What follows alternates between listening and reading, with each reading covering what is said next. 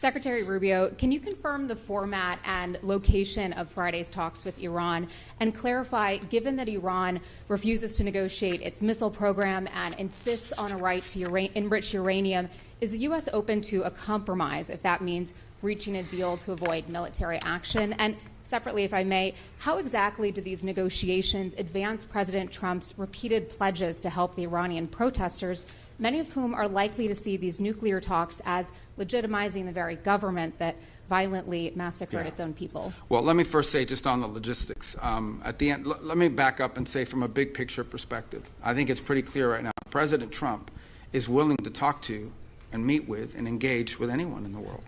I mean, that we don't view meetings as a concession.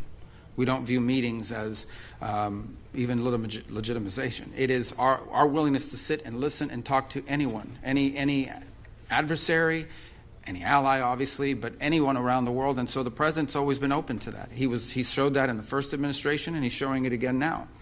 And so I think if there's an opportunity to engage directly with counterparts in the Iranian regime, the United States would be open to that, and that's what we're open to. We thought we had an established forum that had been agreed to.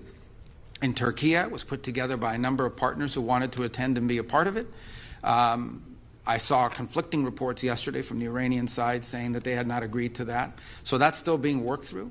At the end of the day, the United States is prepared to engage and has always been prepared to engage with Iran. As far as the topic of those discussions and what the agenda needs to be, look, I think in order for talks to actually lead to something meaningful, they will have to include certain things.